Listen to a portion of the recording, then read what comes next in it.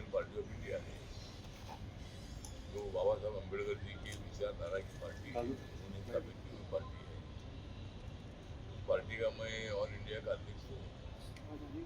और हमारे राधा मोहन सैनी जी, जो हमारे माली समाज के हैं, ओबीसी समाज के हैं, और हमारे पार्टी के यहाँ के अध्यक्ष हैं। उनकी जो बीवी है वो कुछ दिन पहले गुजर गई थी। तो आज यहाँ कोई विशेष प्रोग्राम तो नहीं था, लेकिन उनके घर भेंट देने के लिए आज मैं आया था। और दूसरे एक बहुजन समाज पार्टी में काम करने वाले रमेश सैनी जी है, जो दिल्ली में आकर मुझे मिले थे और उन्होंने इच्छा व्यक्त की थी कि मैं भी आरपीआई में आना चाहता हूँ, उनके कुछ कार्यकर्ताओं के साथ बातचीत करने के लिए। और फिर मैं इधर आया हूँ तो यहाँ हमारे अविनाश गहलोत जी हमारे सामाजिक न्याय डिपार्टमेंट के मंत्री भी हैं, दिल्ली में भी हमें कभी कभी मिलते रहते हैं। और एक बार हमने इनको लाडू भी खिलाया था, मतलब एक बार लड्डू भी खिलाया था। थोड़ा मंत्री तेज बोलो। तो इसीलिए मतलब आज इधर हम आए हैं। तो आज हमारे मंत्रालय के जो अधिकारी है यहाँ के, उनके साथ हमारी मीटिंग थोड़ा और यहाँ मतलब स्कॉलरशिप के बारे में मैंने जानकारी ली। तो यहाँ SC ST OBC के जो स्टूडेंट है, ये कम से कम 7,23,000 स्टूडेंट यहाँ है। और मतलब यहाँ जो हॉस्टल्स है, हॉस्टल्स कम से कम 978 हॉस्टल गवर्नमेंट एंड जो चलाती है, और उसमें हर स्टूडेंट के लिए 3,250 रुपये पर मंथ दिया जाता है। और यहाँ इंटरकास्ट मैरिज के लिए देश में सबसे बड़ा मानधन है, वो मतलब इंटरकास्ट मैरिज करने वालों को दिया जाता है। और वो इंटरकास्ट मैरिज के लिए 8,75,000 रुपये एक जो शादी करते हैं उनके लिए राज्य सरकार की तरफ से दिए जाते हैं। और हमारे मंत्रालय की तरफ से 2,50,000 रुपये में देते हैं। तो मतलब हर फैमिली को 10 लाख रुपये इसमें मिलते हैं।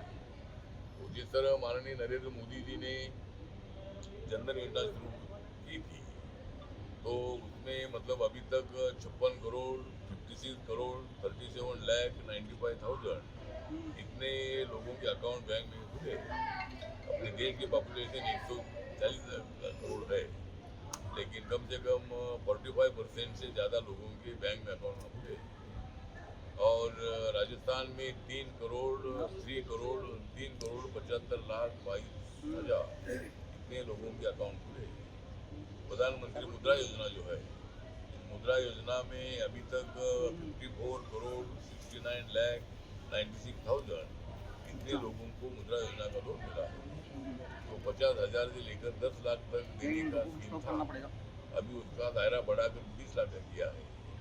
तो इसमें अभी तक मतलब जो मैंने बोला था, ऑल इंडिया में 54 करोड़ 69 लाख 96,000 लोगों को मतलब मुद्रा योजना का लोन मिला है। और राजस्थान में 2 करोड़ 34 लाख 42,000 इतने लोगों को लोन मिला है। प्रधानमंत्री उज्ज्वला योजना एक है, जो गैस सिलेंडर वाली योजना है, इसमें अभी तक 10 करोड़ 33 लाख इतने लोगों को गैस कनेक्शन मिले हैं।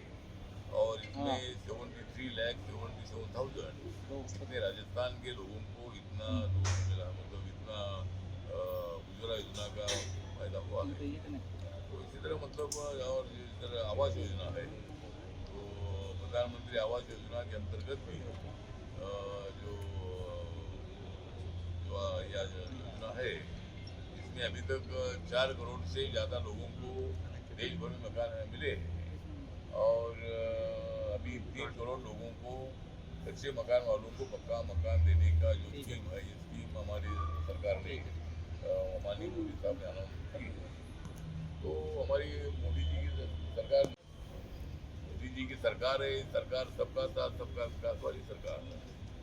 यहाँ भजनलाल शर्मा जी की सरकार है, ये सभी वर्गों को न्याय देने का काम कर रही है। राजस्थान सबसे क्षेत्रफल से सबसे बड़ा राज्य है, और यहाँ SC का पॉपुलेशन 16% है, ST का पॉपुलेशन 12% है।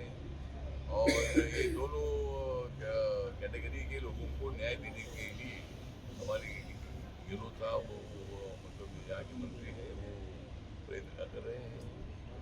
लेकिन हम लोग जो है जिस तरह अभी भारत और पाकिस्तान का मैच हुआ दुबई में, तो दुबई में मैच हुआ और पाकिस्तान को अहिंसा का कड़ा जवाब दिया है, पाकिस्तान को हराया है। ये बोले मोदी जी हमारे टीम के कैप्टन थे और यहाँ भी मतलब ऑपरेशन सिंदूर के माध्यम से वहाँ के आतंकवादी अड्डे उद्ध्वस्त करने का काम हुआ है। 22 मिनटों में वहाँ के अड्डे उद्ध्वस्त हो गए और वहाँ 100 से ज़्यादा आतंकवादी मारे गए। जिन आतंकवादियों ने पहलगांव में 26 लोगों की हत्या की थी उनको भी मार गिराया है। और मुझे लगता है कि ऑपरेशन सिंदूर का काम बहुत बड़ा रहा है, लेकिन राहुल गांधी और अपोजिशन उस पर सवाल उठा रहे हैं। इसी तरह सवाल उठाकर ये मतलब अपने देश को बदनाम कर रहे हैं, अपने जवानों को बदनाम कर रहे हैं। माननीय नरेंद्र मोदी जी के माता का नाम राजनीति में लेकर मतलब उनका अपमान करने का काम कर रहे हैं और वोट चोरी की बात तो करते हैं, लेकिन ये लोग चोर है, ये लोग भ्रष्टाचार करने वाले चोर थे कांग्रेस वाले, इसीलिए उनको सत्ता से बाहर करने का काम यहाँ की जनता ने किया। और मोदी जी के नेतृत्व में मुझे लगता है कि एनडीए को भारी बहुमत मिला है, बीजेपी को भारी बहुमत मिला है और अभी आने वाले 29 में जरूर मतलब हमें सत्ता मिलेगी, क्योंकि देश डेवलपमेंट की दिशा से आगे बढ़ रहा है। और जिस तरह जम्मू कश्मीर में 370 आर्टिकल हटाने के बाद वहाँ तिरंगा झंडा लग रहा है, वहाँ कम से कम 3.25 करोड़ से ज़्यादा जो टूरिस्ट थे वो इतने इंडिया के और इंडिया के बाहर के टूरिस्ट वहाँ पहुँचे थे। इसीलिए पाकिस्तान ने प्लान किया कि भाई टूरिस्ट पर हमला करो ताकि यहाँ टूरिस्ट ना आ जाए। इसी तरह मतलब ये प्लान करके ये हमला किया था। तो इसीलिए मुझे लगता है कि पाकिस्तान को एक दिन सबक सिखाना पड़ेगा, लेकिन अभी तो हमने आतंकवादियों को सबक सिखाया है। इसीलिए हम आने वाले बिहार के चुनाव में नीतीश कुमार जी वहाँ के एनडीए के मुख्यमंत्री को बनेंगे और हम एनडीए के सब लोग मतलब मोदी साहब के नेतृत्व में हम बिहार में जाएंगे और बिहार में हमें सत्ता मिलेगी, ऐसा हमें पूरा विश्वास है। और भारत और पाकिस्तान के मैच पर राजनीति करना ठीक है ना नहीं था, क्योंकि अभी वो एशियाई के माध्यम से जो वहाँ एशिया का वर्ल्ड कप हो रहा है, वर्ल्ड कप 2028 वाला, तो उसमें अचानक भारत पाकिस्तान की दोनों टीमें सामने सामने आ गई, इसीलिए मतलब वो मैच हो गई। इंडिया में मैच होती थी हम भी विरोध देते थे, लेकिन मैच दुबई में थी और ये इसमें उसका मतलब दोनों टीम सामने सामने आई, लेकिन पाकिस्तान को उसमें हमने हराया है।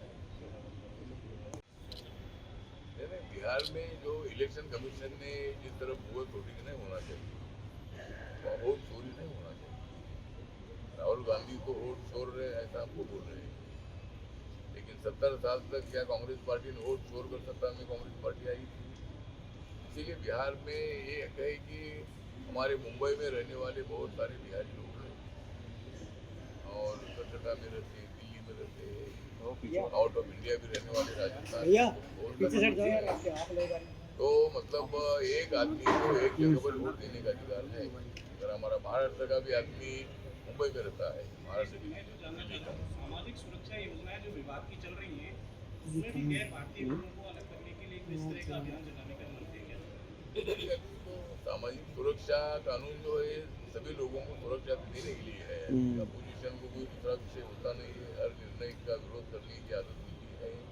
अगर अच्छा है तो उसको अच्छा बोलना चाहिए, लेकिन राहुल गांधी को ऐसा ट्रेनिंग नहीं मिला है। राहुल गांधी को ये ट्रेनिंग दिया है कि मोदी का कैसा विरोध करना है, मोदी को कैसा गाली अतिथि दी है।